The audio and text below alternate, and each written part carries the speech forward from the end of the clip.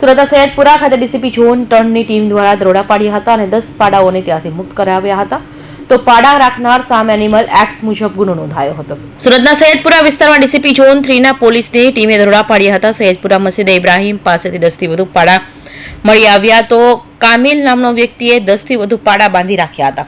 આ પાડા રાત્રિ દરમિયાન કતલખાને મોકલવામાં આવતા હોવાનું પોલીસની માહિતી મળી હતી.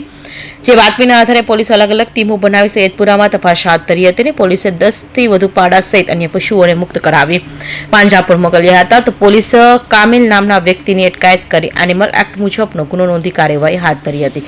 શું ઘટના બની આજે? પોલીસને એક બાતમી મળેલ હતી કે સૈયદપુરા પમ્પિંગ સ્ટેશનની પાછળ એક કામિલ કરીને વ્યક્તિ છે એ બહારથી પશુઓ લાવે છે અને એની કતલખાને એનું વેચાણ કરે છે.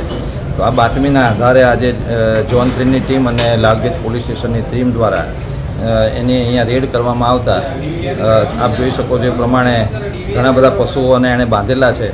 તો અત્યારે હાલમાં એનિમલ ક્રુઆલિટી એક્ટ પ્રમાણે ગુનો દાખલ કરી રહ્યા છે અને એનું ફર્ધર ઇન્ટ્રોગેશન કરવામાં આવશે કે આ પશુ એ લાવતો તો ક્યાંથી અને કયા કતલખાને આ વેચતો તો એની ટોટલ ઊંડાણપૂર્વક તપાસ કરવામાં આવશે. પોલીસે આજે આ જીવદયા માટેનું એક સરસ કામગીરી પોલીસ દ્વારા થઈ રહી છે, જેમાં તમામ પશુઓને અહીંયાથી મુક્ત કરવામાં આવશે અને પાંજરાપોળમાં મોકલવામાં આવશે અને કાયદેસરની કાર્યવાહી હાથ ધરવામાં આવશે.